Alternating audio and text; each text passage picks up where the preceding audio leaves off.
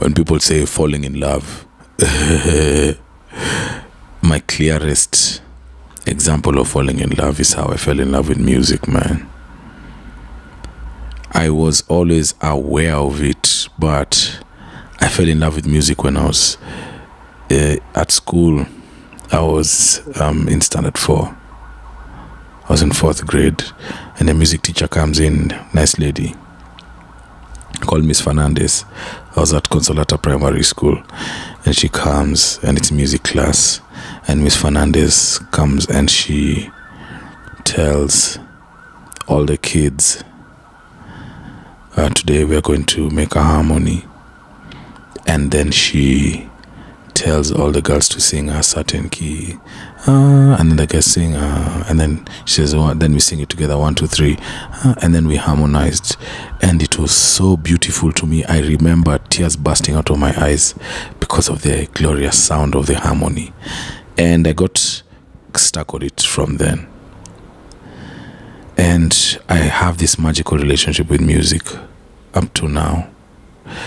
I was very conflicted because I got to a fork in the road, and I wondered whether loving the music and doing the music for work, they're not necessarily same thing. So I finally got to this point where I can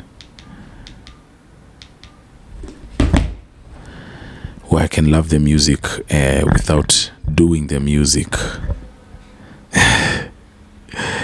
Yeah. So that's how I fell in love with the music, and I've had some of those moments. To date, I still have some of those moments where it's like time stops when I hear a certain song or when I hear a certain sound. The next time I remember after that incident when I was in the 4th grade was when Lean Back dropped. And no, before Lean Back dropped, the next time I had a magic moment for music was I was at a neighbor's house. Shout to Edu, shout to Rone.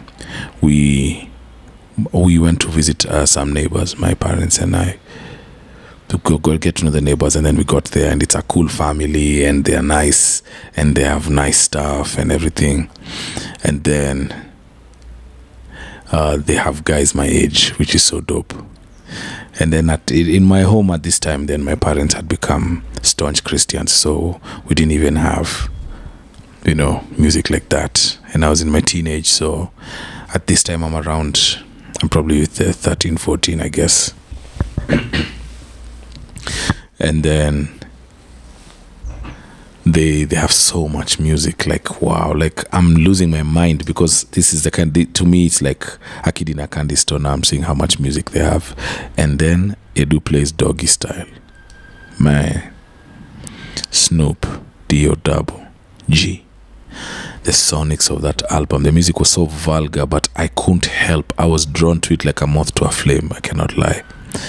It was crazy. It was crazy. I loved it so much. I don't even know what to say. It's like a magnet. It's just magical. I had no control. I was wowed. And that's when I fell in love with hip hop properly. And but yeah, it was that, and then it was J.O. Felony. I had J.O. Felony. I was just passing through the sitting room, because I even remember the exact moment and everything. It's like time freezes when I hear some sounds. So like I remember this time now, our home is so super Christian. We only listen to Christian music. We watch Christian movies. Like my parents have really gone in, And then one of the days that the channel just happens to be on one of these music shows. And then I was passing through the sitting room, going to sit down and do my homework or something boring like that. And then I had this and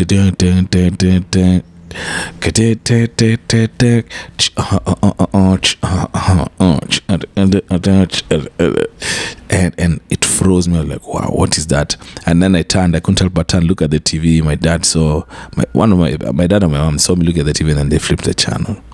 And those days you go to browse for songs like Shazam them or whatever. Man, I went crazy, man. That song also changed the tangent of my life. The next time I had such a great those snapshots of time was at Rugby Safari Sevens. DJing like there's always been dope DJs since the beginning of DJing, but there's a DJ from Kenya called DJ Adrian, big homie, bad man.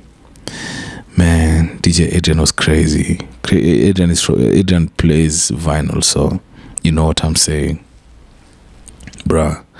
He mashed up 2 songs, and the mashup was so perfect. I spent years looking for this song on online, on all these platforms that we used to use to look for music, reading about music in magazines. I never saw it, and I eventually found out it was a mix that he had made. He had used a DMX vocal and Beanie Siegel instrumental.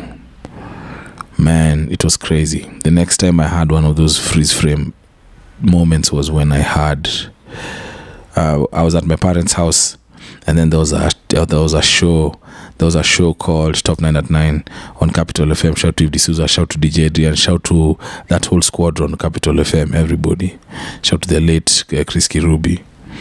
Man, Top 9 at 9. 5, 4, 3, 2, and then I had ding ding ding ding ding ding ding ding ding ding ding.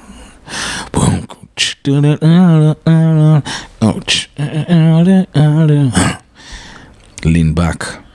I'd had a lot of music, very good music, but that was something unbelievable. Those sonics were insane, and I had to listen with headphones because my parents weren't even approving of me listening to this kind of music. Man, it was crazy. and then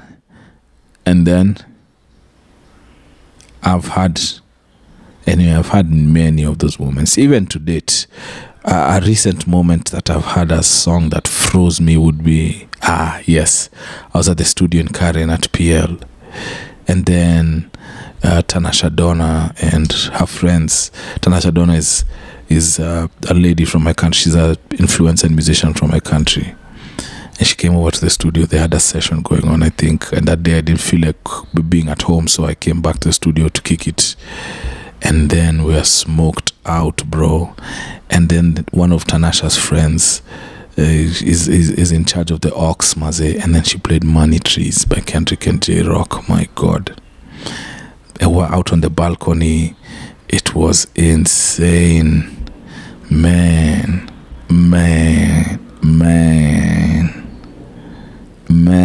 it was so hype. So yeah, those are some of the freeze frame moments. I really love music. It's another level for me. I don't have words to explain it. Man, I love music. That's all I can say.